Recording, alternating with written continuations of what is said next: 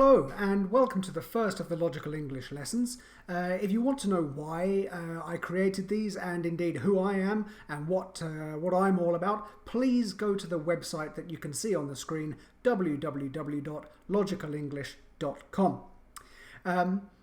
Oh, by the way, at this point, if you haven't already done so, again, please go to the website and download a study guide.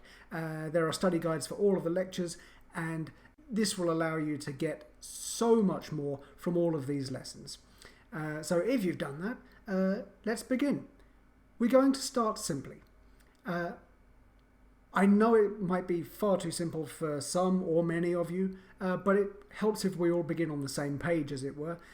So we're going to start simply. We're going to gradually build on top of that, build and build and build, and we're going to see various aspects of grammar, and we're going to see all of the tenses laid out and how they work, and we're going to gradually build to 3 golden rules.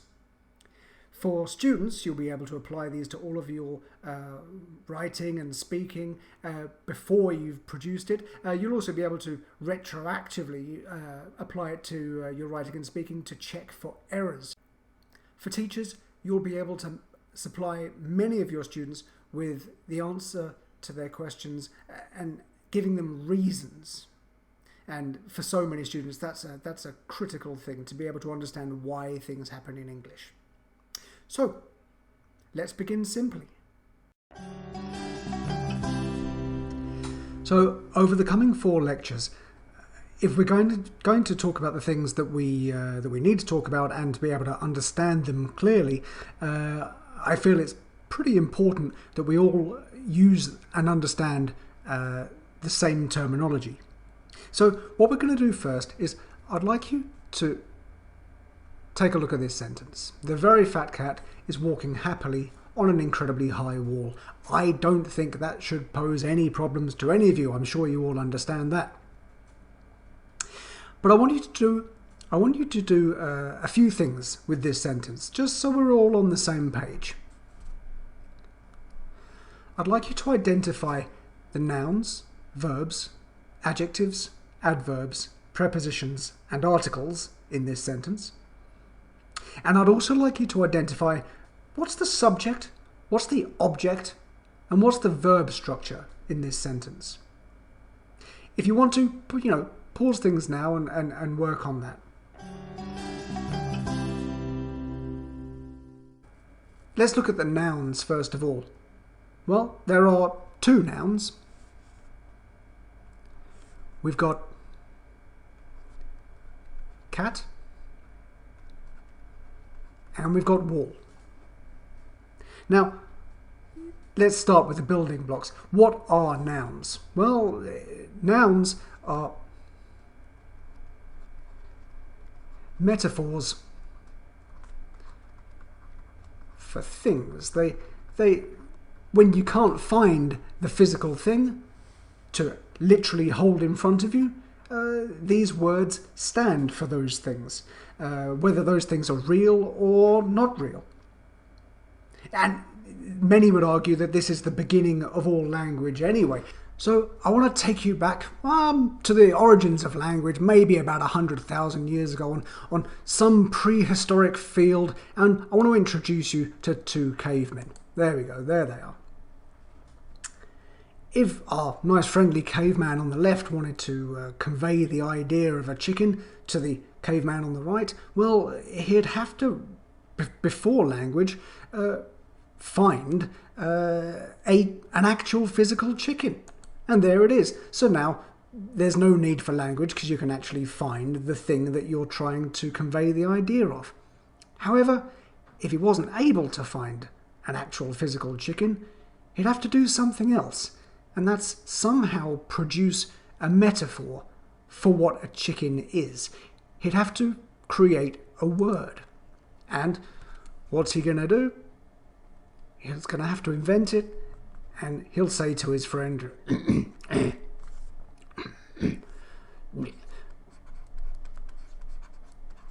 chicken.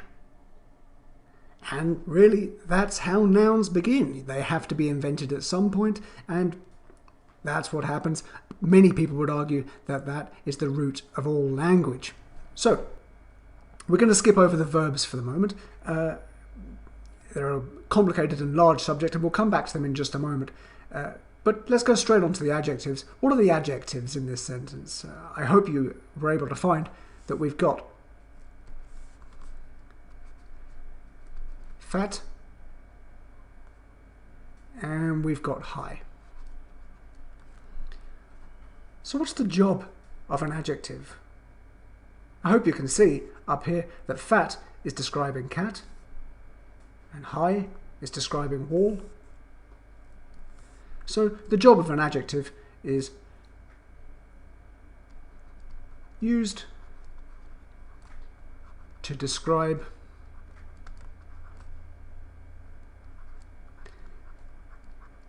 nouns. Now, in some other languages, the adjectives might come before the noun, they might come after the noun, but in English, this is, I suppose, the first logical point. The adjective always comes before the noun that it's describing. You can see up here, what kind of cat? It's a fat cat. What kind of wall? It's a high wall. The adjective's always coming first. So let's move on to the adverbs. What adverbs can you see here? Well, I hope you'll agree with me that you can see very,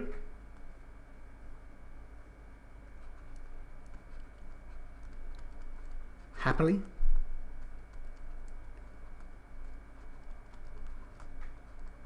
and incredibly. So what are the job of adverbs? Well, they're doing a few things here, in fact. They do a few things in English. You can see that here the word very is describing the word fat. How fat? Well, it's very fat. So the first thing they're doing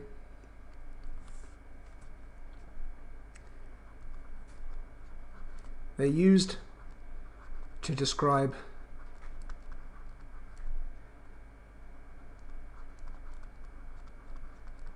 adjectives.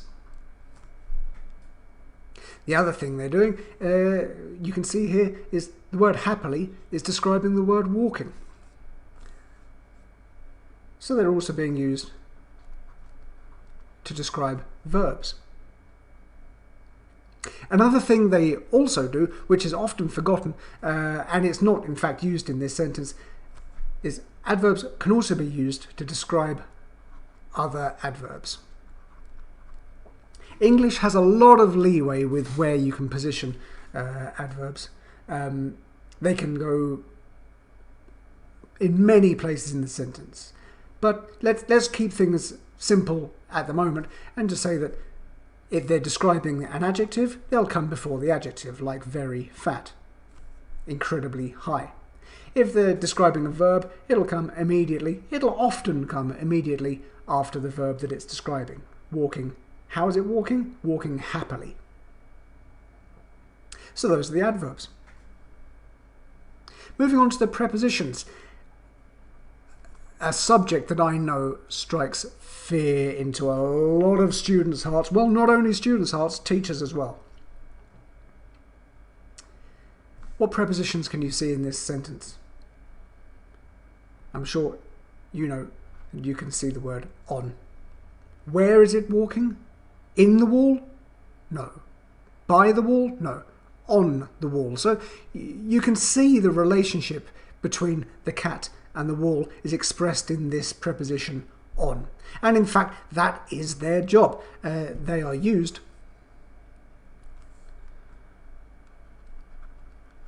to show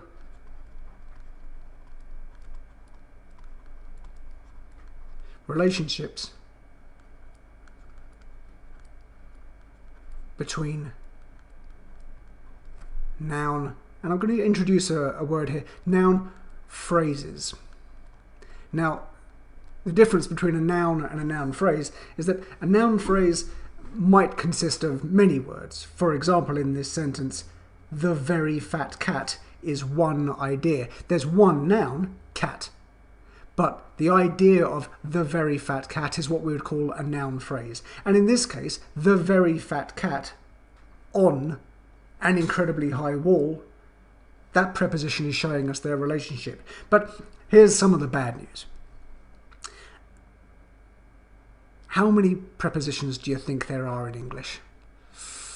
I'm fearful of telling you, but unfortunately there are 126 of the things. I promise you it's going to take a lifetime of learning English to be perfect in all of them. It's just extremely unlikely to happen. However, if you get one wrong, don't worry about it too much. Try and get it correct the next time. If you get it right, give yourself a big round of applause because they're not easy things. So what are the articles in this sentence? I hope you can see we've got the word the and we've got the word an. I'm not going to go into article usage here. It's actually an extremely large subject. If you have them in your language, then, count yourself lucky. If you don't, for example, if you're a Korean speaker, a Japanese speaker, a Russian speaker, then, yeah, they're going to be tough. It's an entirely separate subject, which we'll come on to at some later point. We're going to come back to the verbs here. What are the verbs you can see in this sentence? Hopefully, you can clearly see the word, well, we've got walking there, haven't we?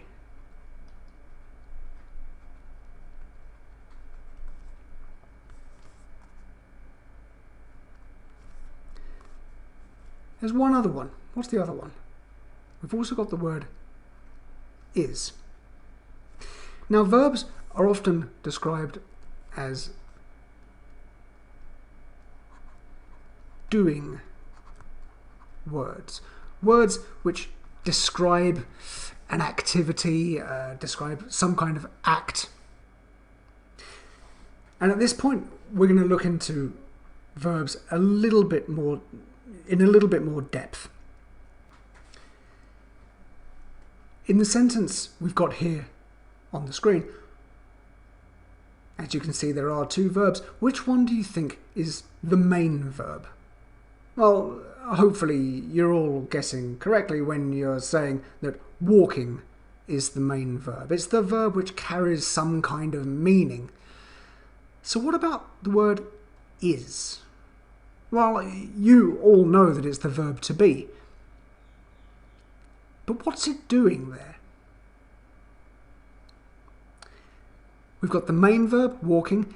The word is, in this sentence, is acting as what we would call an auxiliary verb. Now, verbs can be thought of in many different ways. For the purposes of today's lesson, we're going to categorize them, we're going to put them into three different categories. We're going to have modal verbs, a subject which we're going to come to later. We've got main verbs, as we've already seen, things like, well, the example we saw is walking. So the base form being walk. We've got walk, run, talk, think, love, discuss, work, make.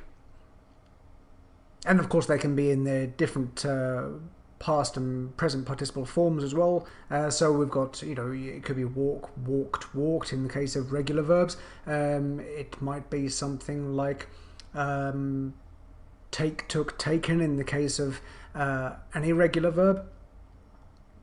And there are also these things called auxiliary verbs. Now I need to be careful with my spelling here because it's a word that I often misspell. I often spell it with two L's. So auxiliary verbs. This is a subject which is often really badly understood by students, mainly because it's really badly understood by teachers as well.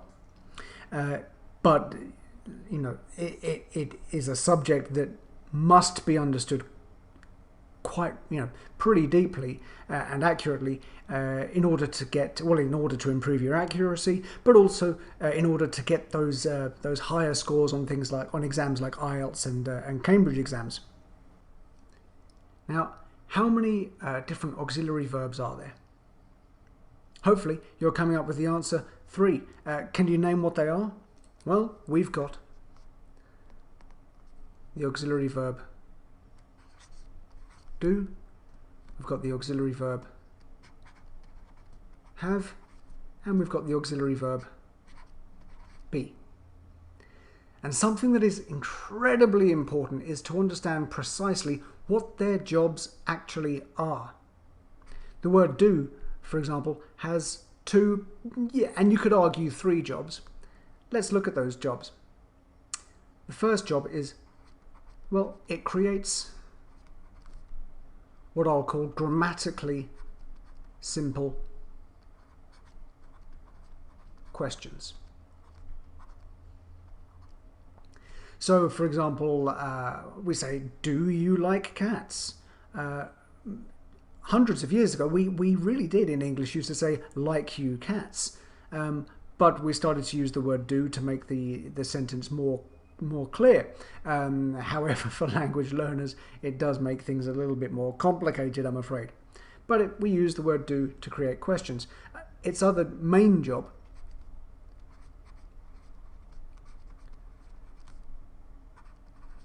it creates negatives. So with the question, do you like cats? We've got the answer, the negative answer, no, I do not like cats. And just like questions, hundreds of years ago, we used to say, I like cats not, or I like not cats. But for purposes of clarity among native speakers, the auxiliary verb do was used, started to be used to create negatives. It does have a possible third job, and that's it creates emphasis. More particularly, this is used for speaking and more particularly used for arguments. So, for example, following on our conversation, you don't like cats. Well, if the other person actually does, they might say, I do like cats, with that auxiliary verb do being used to create an emphatic structure there. So those are the 3 jobs of the auxiliary verb do. The auxiliary verb have, well, it just has one job. It creates perfect tenses. If you're not clear at the moment what we mean by perfect tenses, it's something we're going to be coming on to towards the end of this lesson. Finally, the auxiliary verb be. Again, this one has 2 jobs. Firstly, it creates continuous tenses. I'm sure you know what they are, but just like perfect tenses, if you're not quite sure, we'll be coming on to them a little bit later. Its other job is it creates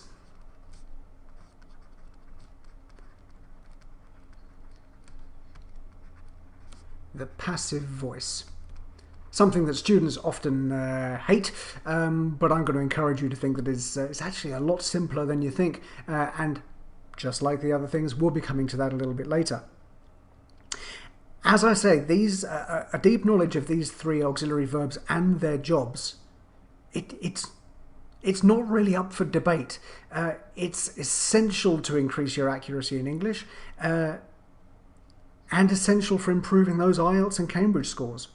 If you want a little bit of practice with these, there is an exercise in the study guide accompanying these lessons. Just go to the website if you haven't already to grab that free study guide.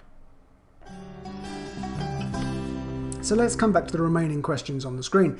In this sentence, what's the subject? I hope you were able to see that we've got the subject up here. The very fat cat. That's the subject of the sentence. What about the object? We've got an incredibly high wall. You can, if you wish, because of the nature of this verb, which we'll come to later, or rather in a later lecture, you could also include this preposition either as part of the object or as part of the, well, what's remaining. Yet, indeed, that's the verb structure. And again, we can probably include the word, the adverb in that as well. So we've got the subject, we've got the verb, and the verb structure, and we've got the object. And this leads us on to, I suppose, one of the most critical rules in English. In fact, it's probably so critical that I've not actually included it in my 3 golden rules, which we'll come to right at the end. And it also creates one of our first high-level problems that I often see in high-level students. And it's also a problem which many teachers have a great deal of problem spotting, because it can be quite, well, I suppose, a seductive problem. And I'd like to highlight that problem here. Take a look at this sentence. Let me read it out for you. It's a beautiful sentence. One day I saw, while I was walking in the park on a sunny afternoon with the sun beating down on my head and the birds, multicoloured like so many musical rainbows, were singing from the tops of the gum trees. Poetic, magical, wonderful. However, I hope you're beginning to see, both students and teachers alike, that there's something not quite right with this sentence. Take a look at it in the study guide and see if you can spot what the problem might be. Which fundamental rule of English is it breaking? Can you answer that question? Ask yourself this question. What's the subject? We've got one day. Okay, one day is expressing a time. That's a time clause. Okay, there we go. We've got I. We've got the subject there.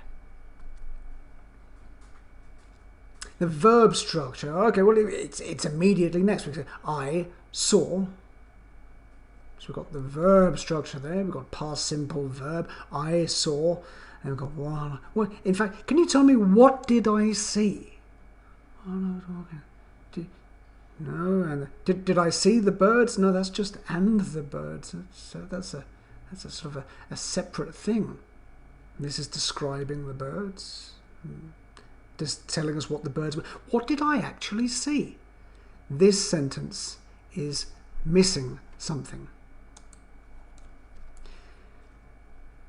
Be sure to remember that English needs subject plus verb, or verb structure, and indeed that subject might be a noun phrase. It might be several words, but it's still subject plus a verb structure plus an object. And this sentence, I can't really call it a sentence, okay? It's got a full stop at the end, but it's not a complete sentence. It's what we call a fragment sentence, and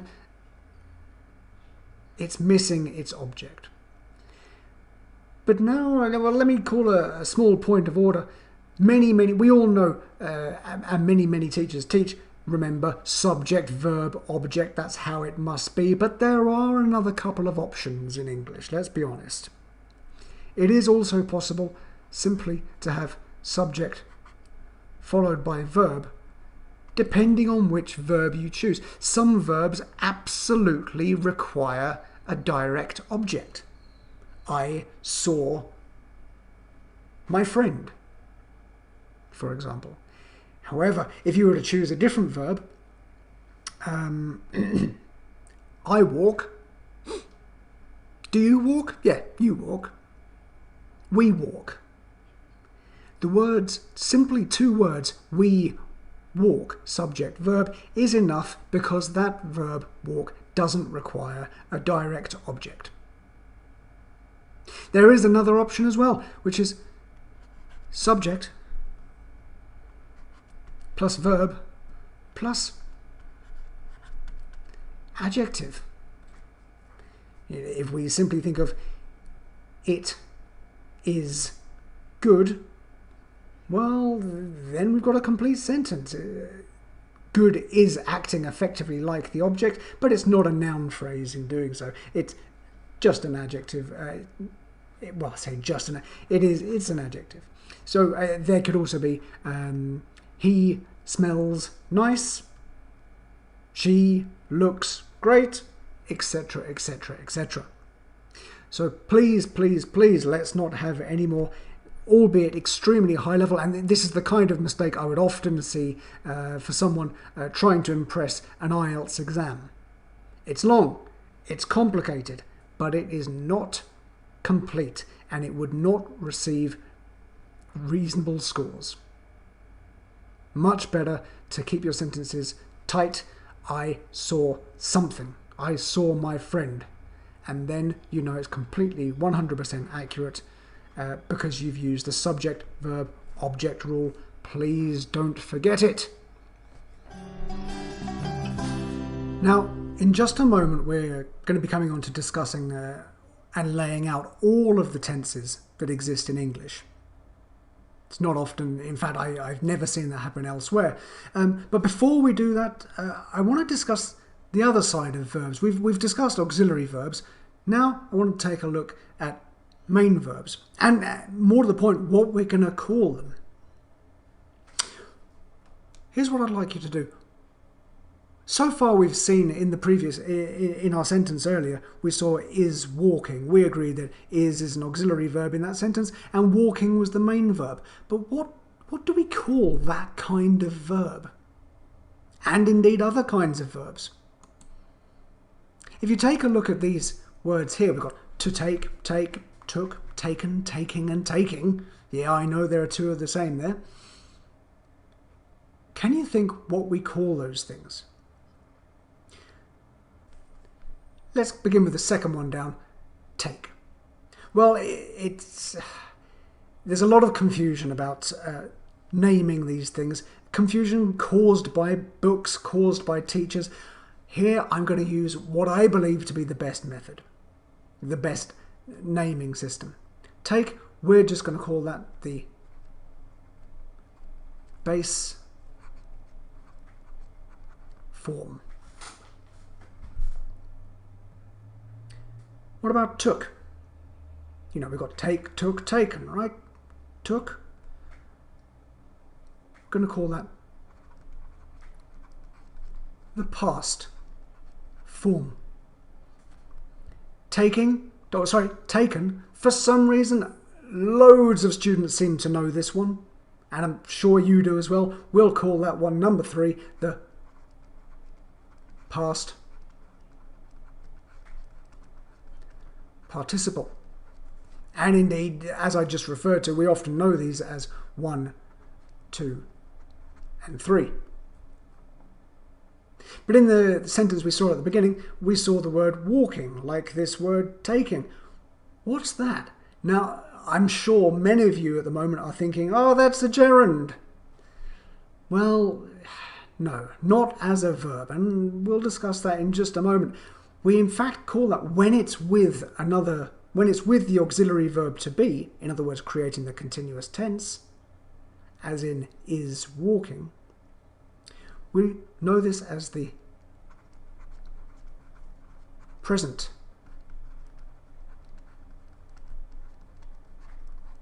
participle.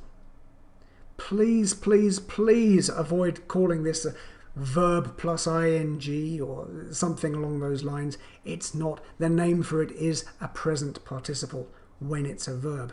So in fact, I think we should really call them 1, 2, 3, and 4. But for some reason, 1, 2, and 3 has stuck. We've got 2 remaining. I'll come back to the second taking in a moment. First of all, this to take. Hopefully, you're able to recognize it as an infinitive. And again, please, this, for example, take is not the base form without the to. This is not the infinitive is not the base form. It's not the base form plus to. It's infinitive is always with to take. And one of the first issues we see is that this is a noun. It is not a verb. I'll prove that to you in just a moment, because it comes to our second, or our final missing one here as well. Taking. What's taking? Previously, with the present participle, many of you undoubtedly probably thought it was a gerund. Well, let's call this one a gerund. But, like an infinitive, let's also state that this is a noun. To take, infinitives and gerunds really should not appear on any list of verbs. But Craig, can you prove that? I hear you say. Well, let's take a look at an example. I don't know about you, but I like cats. What do you like? You like music? Yeah, me too. I like the sun. Oh, absolutely. You know, I live in Australia and that's a nice climate for me. I like the sun. Also, I like to walk in the park, especially on a nice sunny day. I'm sure we all do. I like to walk in the park. Do you like to walk in the park? Another thing I like to do, I like listening to music.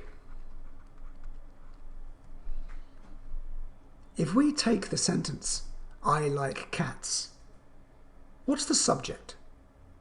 I, right? I is the subject. We know there's only one verb here because there's no auxiliary verb. I like is the main verb. And the object, we've got cats.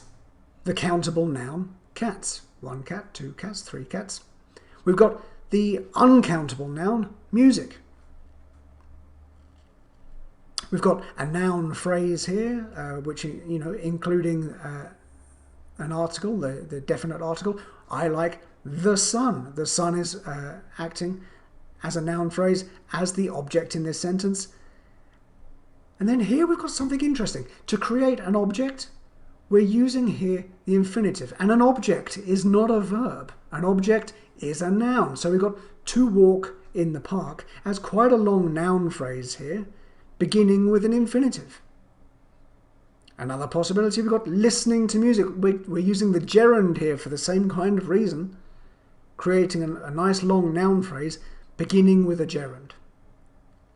So if cats is a noun, then to walk is a noun, and listening is a noun in this case.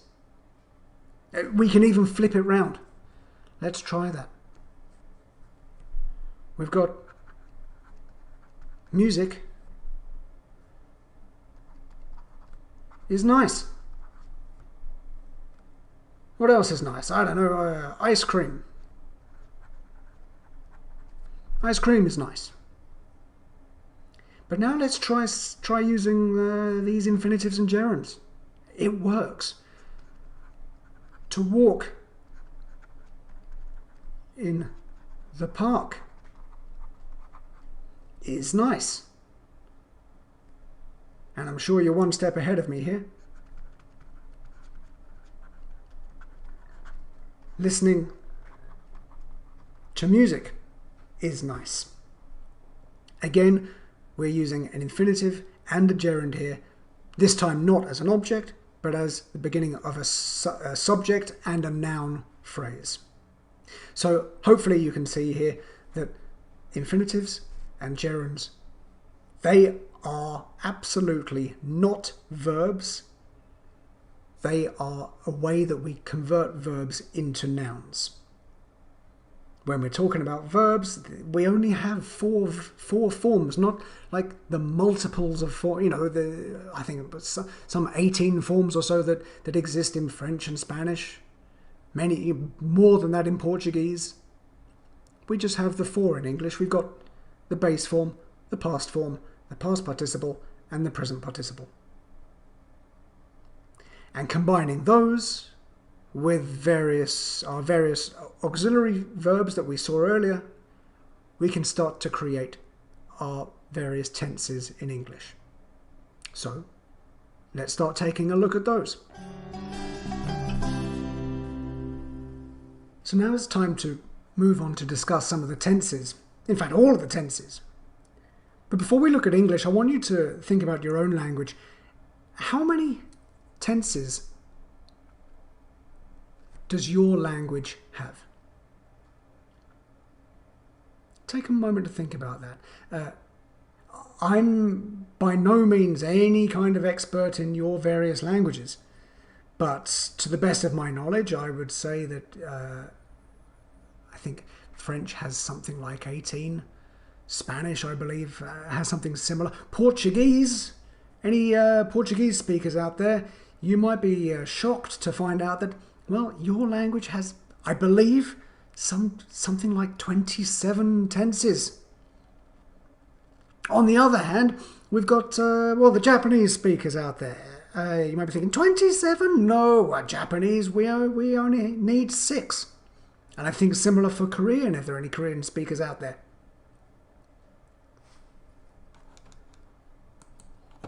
So what about English? How many tenses does English have? The answer here, as we'll come on to see, is 12.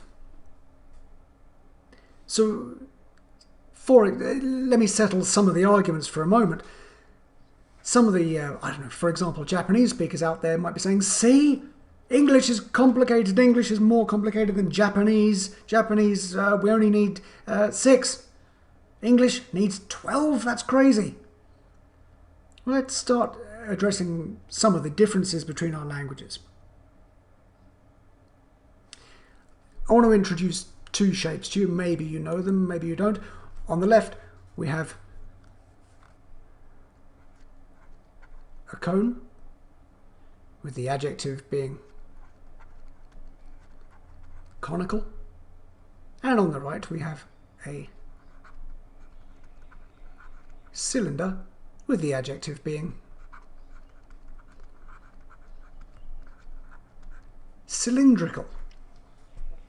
Now in English, and indeed in many European languages, Portuguese, French, Spanish, etc., we might say something, if we're on the phone to our friend and we're about to walk into a room that is shaped like a cone, when we walk into the room, we might say to our friend, "Hi, John. John, yeah, it's Craig here. I am standing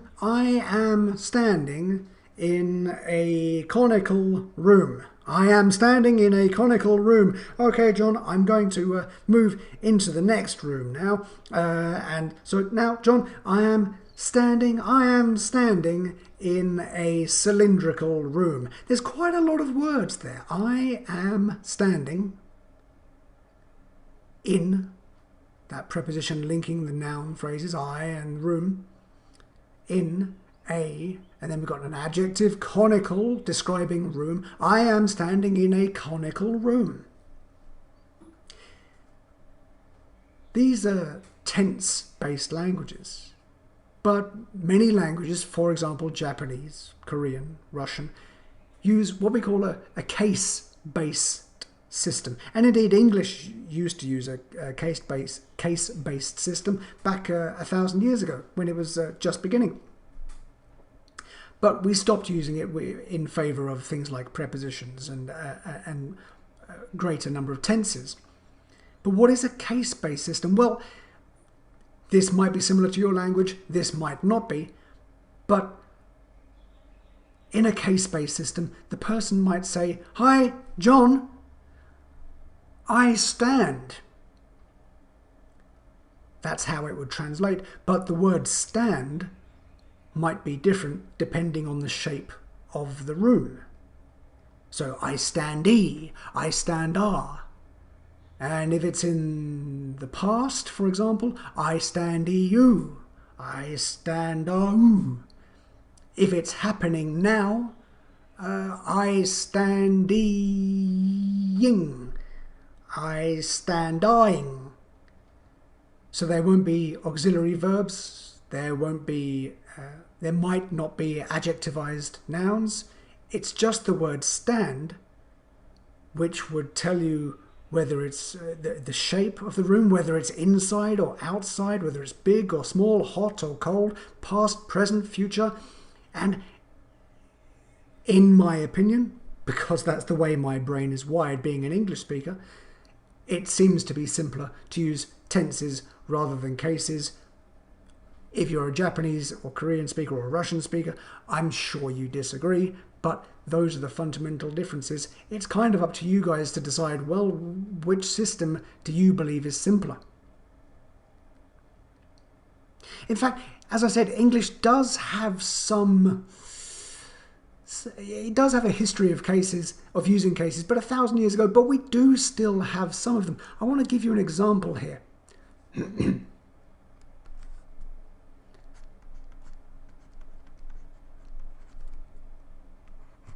I like you, so hopefully you like I, right? I like you, you like I. Well, you know as well as I do that it doesn't work like that. In this first clause, what's the subject? I. Verb, like, and you is the object. But now when we spin those round, when we're using you as the subject, the concept of I, the concept of I-ness, if you like, now is no longer I, but you know as well as I do that we use the word me. So when I is the subject, it's I.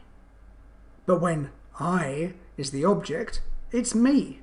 So depending on the position in the sentence, the word changes, and that is just a little bit of old historical case structure for you. It's almost all gone in English. Now we're completely tense-based. So let's have a look at those tenses right now. So we're going to move on now to really where my personal deeper understanding of English really began. And it began with a student many years ago who asked me, Craig, how many tenses are there in English? Now we've answered that question already. We now know that it's 12. But the point is, I couldn't answer the question about which I was very ashamed. My colleagues couldn't answer the question. My boss couldn't answer the question, and I couldn't find any books with the answer to the question anywhere. So that made me sit down with a pen and piece of paper and figure out the number of tenses and to list them and to see their differences so I could start to see this language as logically as possible. So let's replicate that process now and start listing the tenses. If I ask you to name a tense, well, you'll probably begin with, like most people, the present simple tense.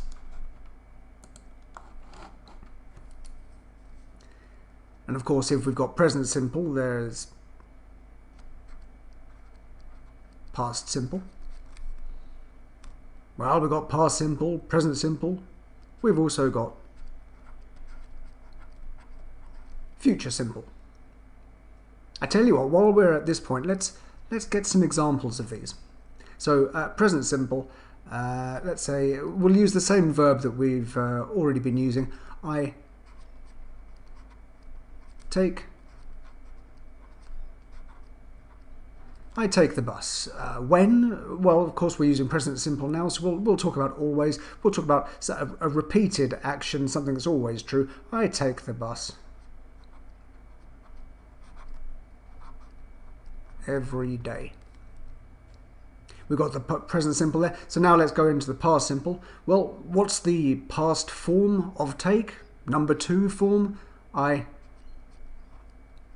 took the bus.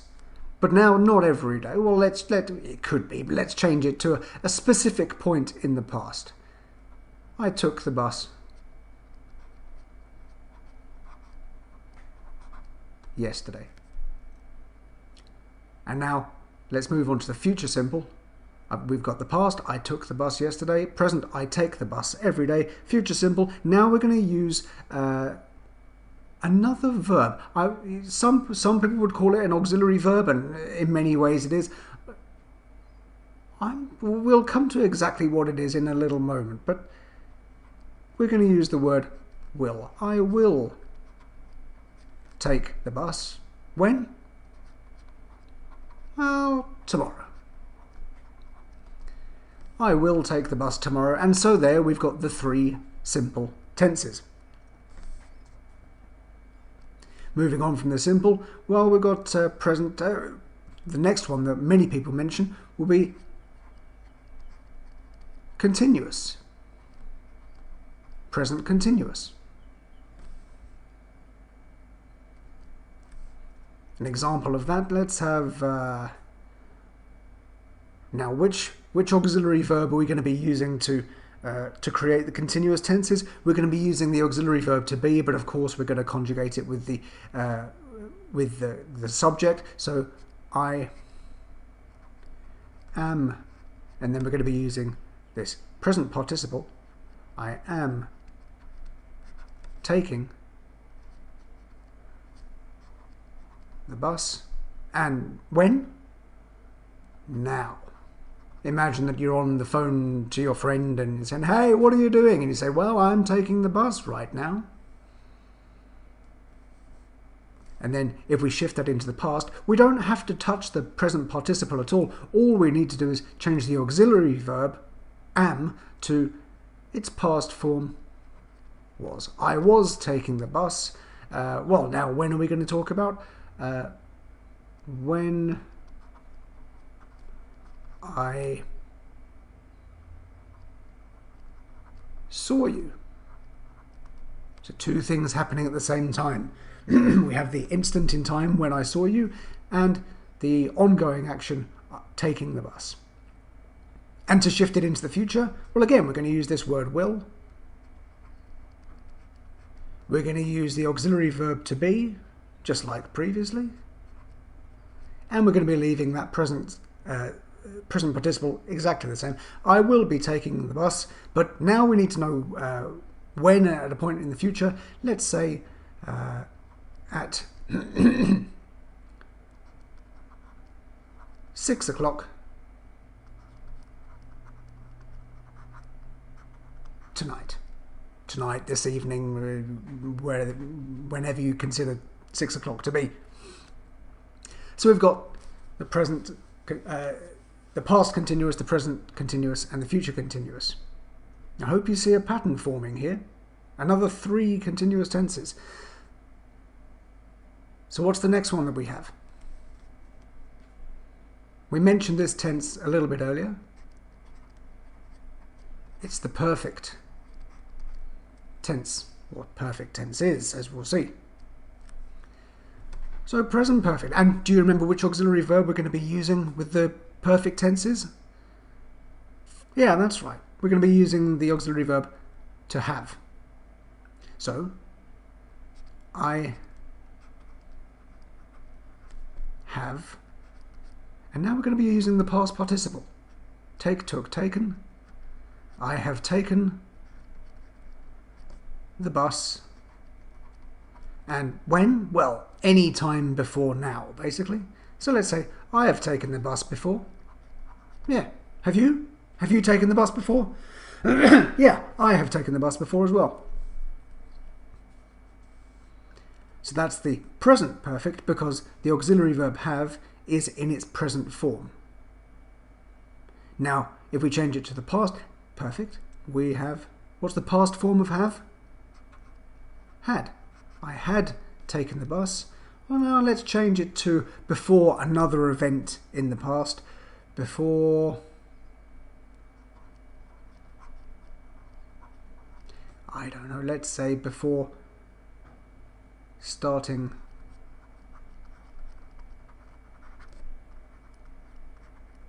school, for example. So, in the past, I started school. We've got this preposition before following it. Is it what is that one? That's a gerund. Well done. So we've got before starting school. That happened at one point in the past, and before that happened, well, I had taken the bus. So we've got the past perfect. Now we have a pretty tricky one. I won't go into full depth about how to use it right now, but we can start to logically construct it. If I say future, you say, that's right, will. If I say perfect, you say, okay, have. I will have taken the bus. And let's say by 6 o'clock tonight. Now all that means is that maybe I'll take the bus at 3 o'clock, maybe I'll take the bus at 4 o'clock, maybe I'll take the bus at 5:55, 5:59 even. All we know is that before this stated time arrives, this has happened, or in this case, will have happened. So there we have the past perfect, present perfect, and future perfect. And now the final set of tenses, and this tends to be an absolute headache for many students. But once again, we can logically create them. We have the perfect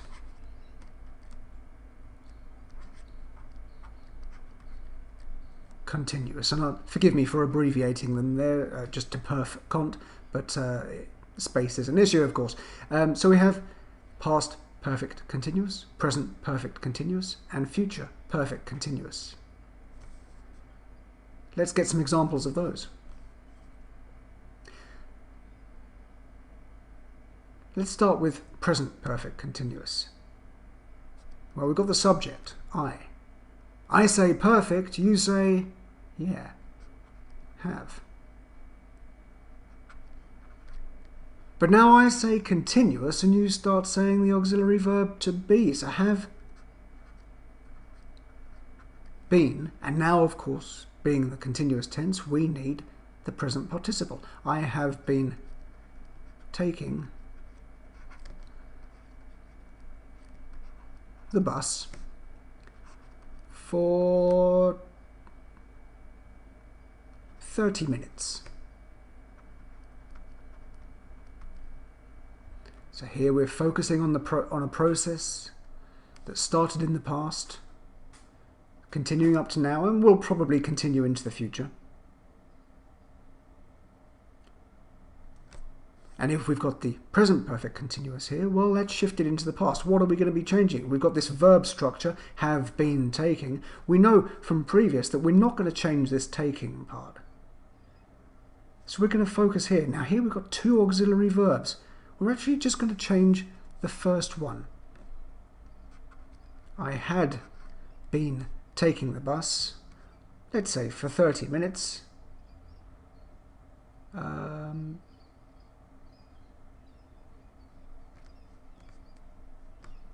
Where shall I put this? By 6 o'clock. I'll put that for 30 minutes in as well.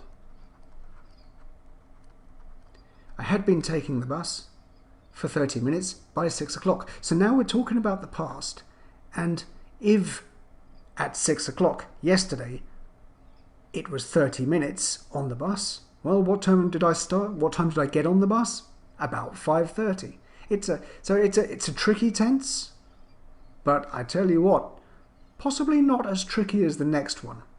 Finally, the future perfect continuous. Well, I say future, you say will, and now we're just going to leave have been taking as the same. I will have been taking the bus for 30 minutes.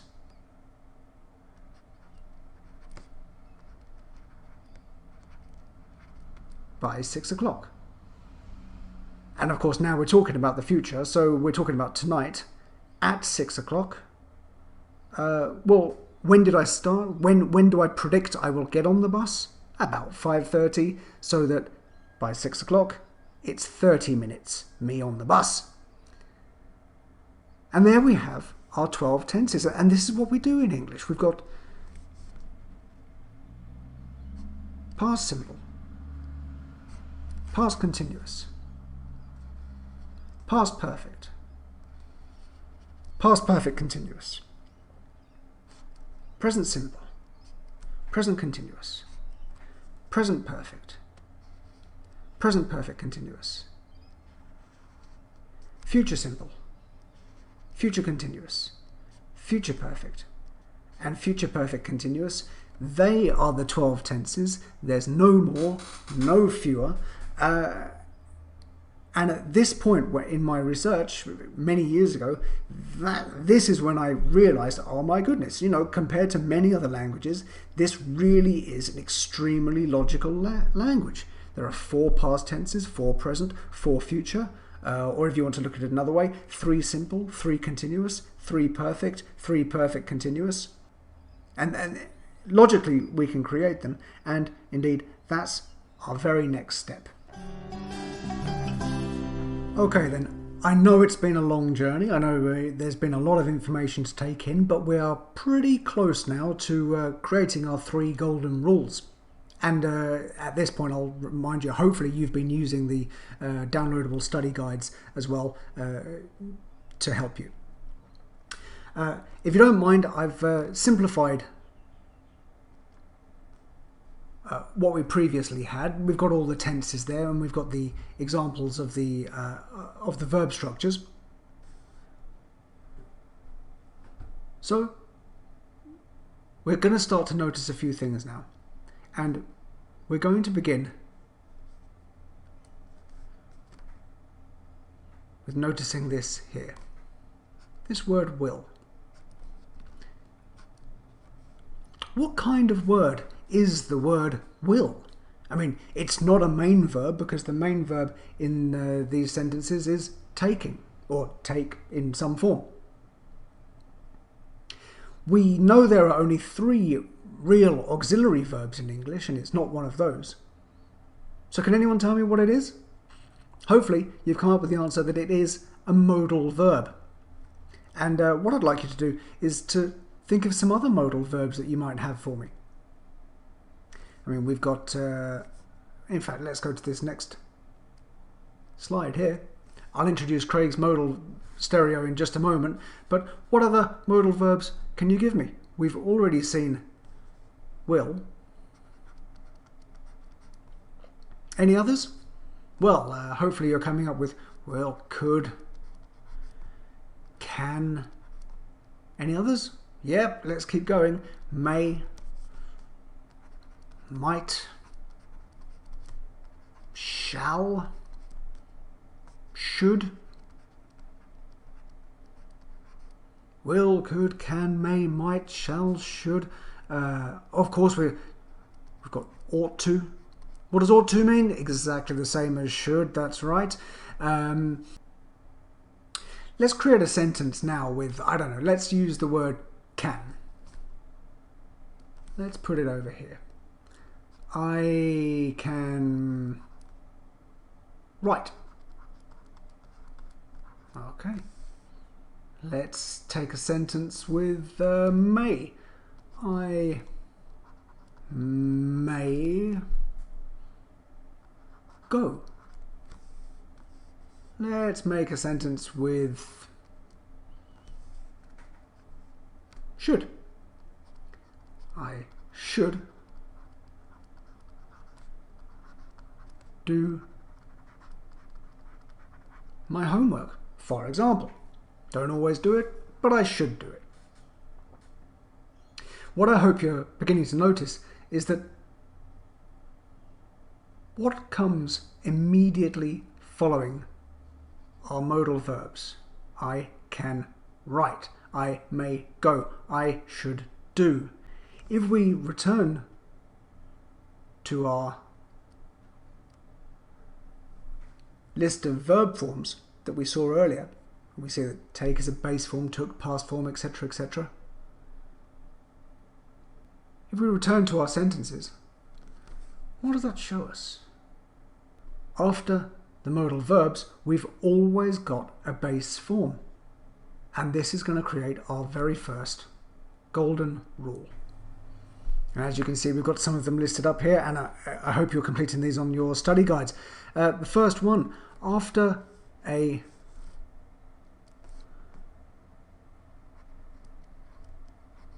modal verb, can, should, may, might, must, etc. The next verb, which is normally the next word, is always a base form. So that is the first of our 3 golden rules.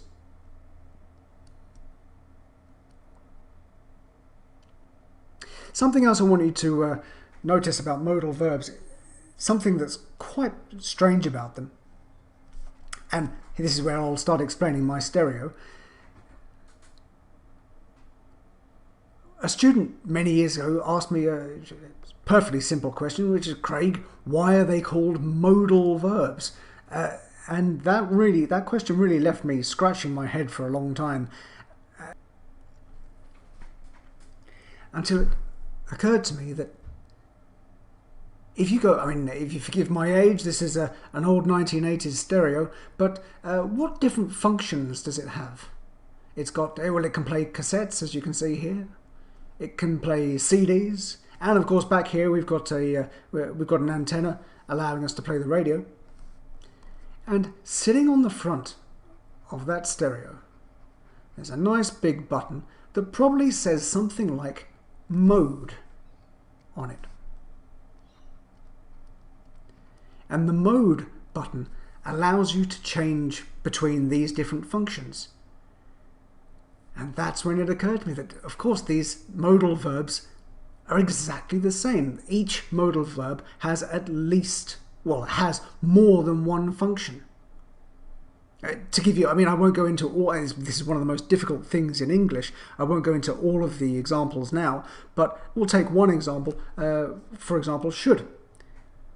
I should do my homework. Well, we're talking about an obligation, right? But let me give you another example. I'm in Australia. My sister's in the UK. It takes about 24 hours to arrive or to get to Australia from the UK. She left the UK about 23 hours ago. So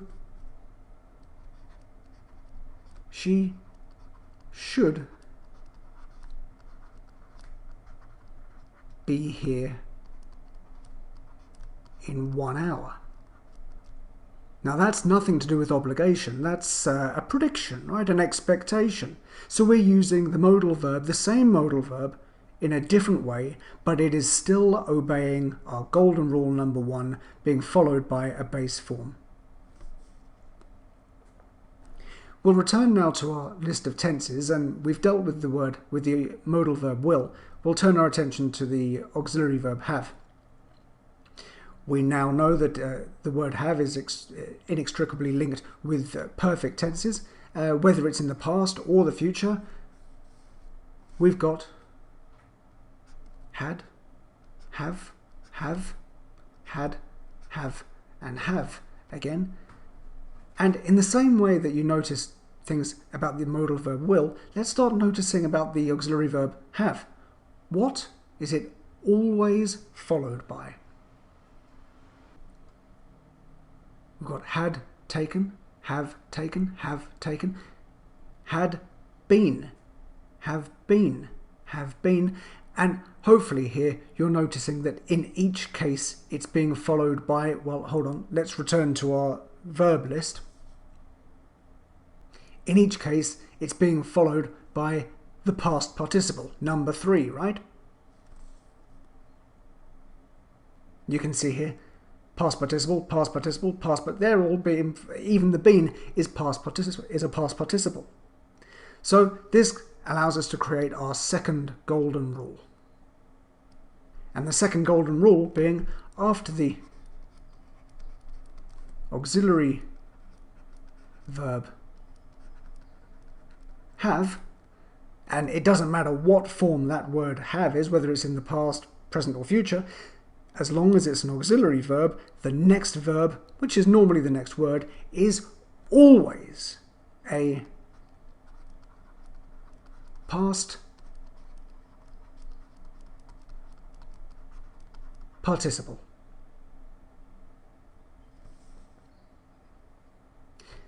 That brings us round to our rule number 3, and let's return to our tense list of tenses for that.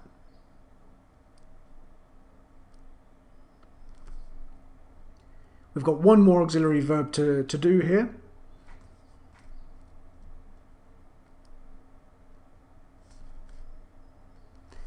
And hopefully you can see that we've got the verb to be.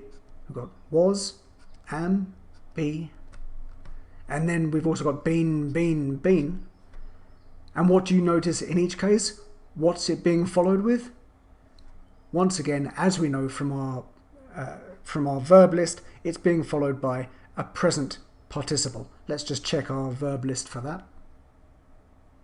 Yep, taking, that's our present participle. A little note to remember here, infinitives, don't forget please, infinitives and gerunds are not verbs, that's why I've not included them on this list. But yeah, we've got the present participle, taking, and so that brings us to our final rule. Our final rule being, after the auxiliary verb be, and again, it doesn't matter what form that auxiliary verb be is in, the next verb, normally the next word, is, and now I've got to be a bit careful because it's not always, but is normally, and we'll see why in a moment, it's normally a present participle. Now, using these 3 rules, you should be able to rid yourself of a huge number of high-level errors, and teachers, you should be able to spot and then give reasons for your corrections. Let's move on to why this is normally, not always. It's a subject that many students and teachers don't like to learn or teach, but it's actually far simpler than many people realise. It's the subject of the passive voice. Now, if I write here be3, that's because we've got the auxiliary verb to be and verb form number 3, which you now know is the past participle. And so, for example, I was taken. We've got some form of the auxiliary verb to be in was, and we've got the past participle in taken. So it's easy to create the passive voice, but probably what is the biggest problem is, well, why do we use it? If you're a speaker of a European language, it's highly likely that you use it for the same reasons in your language, but not necessarily so for all learners. Let's look at our reasons why. Well, one, we use it because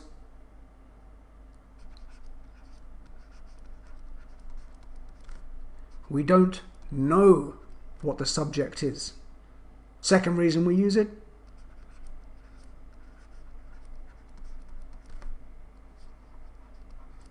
we don't care. Third reason we use it is the subject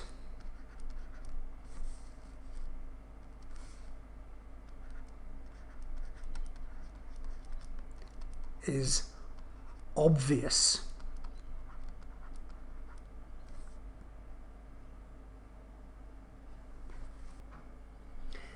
To give an example of these, if we take the sentence,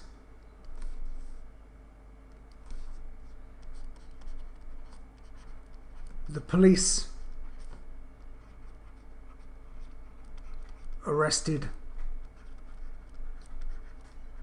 the boy, well, subject the police, main verb, and what we know that it's in the past simple tense, arrested, object the boy. But, you know, who is it that always arrests people? It's always the police. So really there's no reason to mention the police. What would make far more sense, instead of the police arrested the boy, is to take the object, the boy,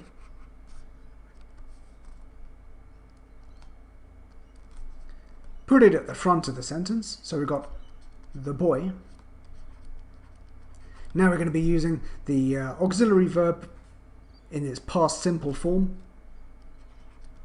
was, and 3, well, arrest, arrested, arrested. So arrest, it's a regular verb, so arrested is its third form, is its past participle.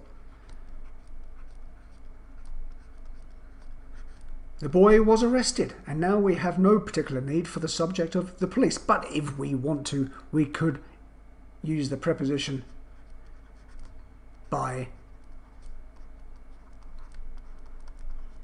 the police. But I would argue, because the subject of the police is obvious, there's no real reason to do that. And so for these 3 reasons we use the passive voice, which is why I say it's normally a present participle that follows the auxiliary verb to be, not always. So using these 3 golden rules, you're going to get out of a lot of problems, okay? And not only that, but keeping these 3 rules in your head, and a lot of what we've discussed up until now, it's going to make the lectures that follow this an awful lot easier as we discuss things like relative clauses and the conditionals, etc., etc. Let's take a look at an example sentence in which you can use the 3 golden rules that we've just learned to correct some of the errors. It's a good example of a sentence from an intermediate student or intermediate or high level student. Let's see. If I had saw you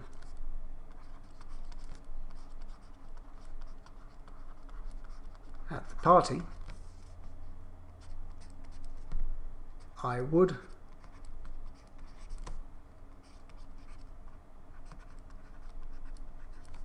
to have say hello.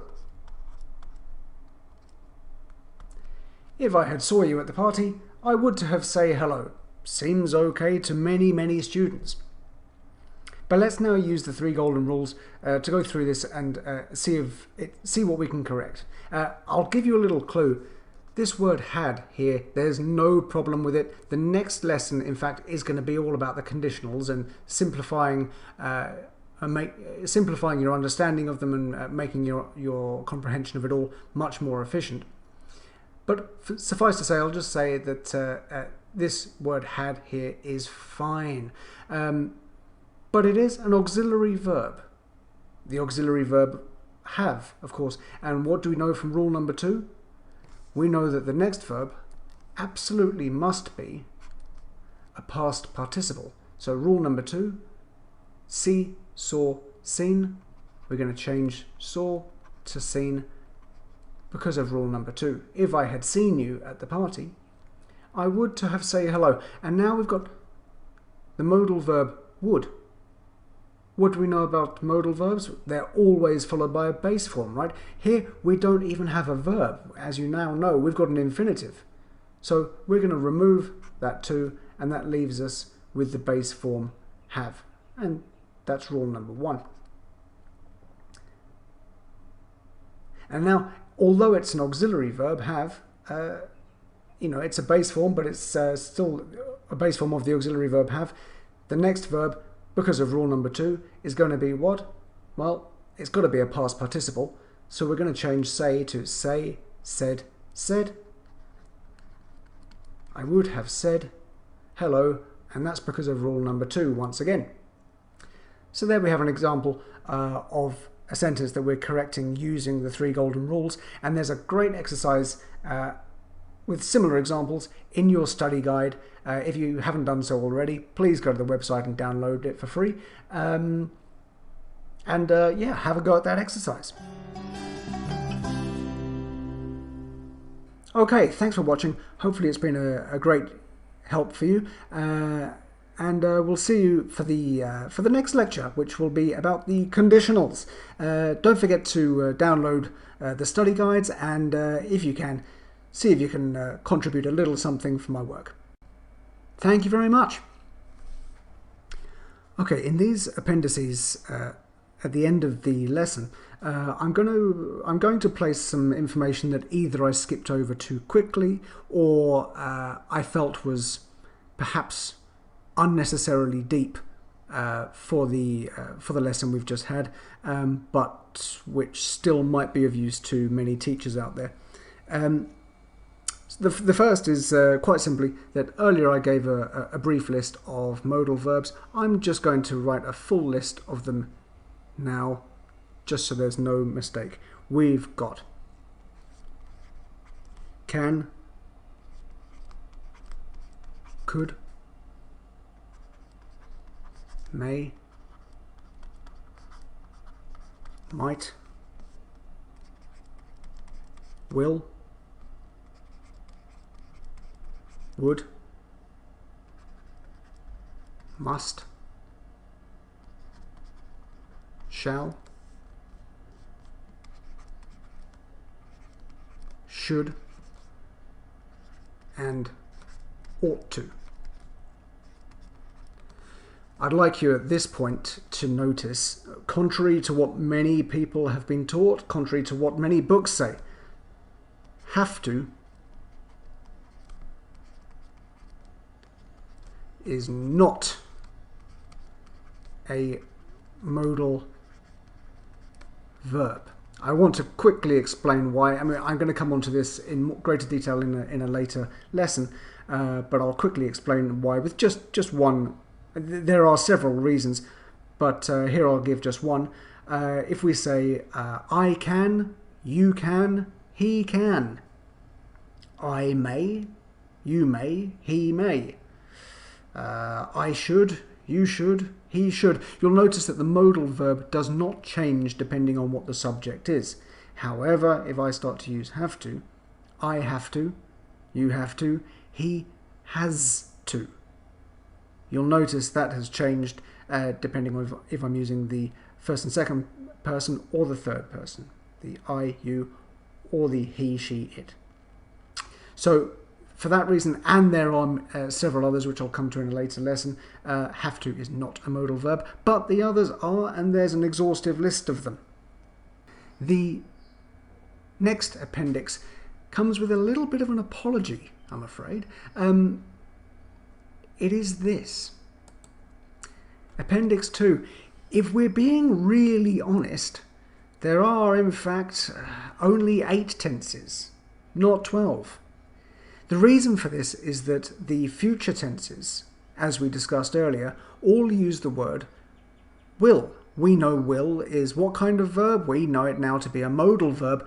And so because of that, because we're not using an auxiliary, because we're not altering the main verb in any particular tense manner, we're just using an auxiliary verb in one of its meanings, they're not really tenses. However, I will say that it does suit our purposes far better to imagine that there are 12. We're going to count the 4 future tenses as if they were real tenses, and it will make things a lot easier a little bit later on. So that one comes with a bit of an apology. There are in fact only 8 tenses, not 12.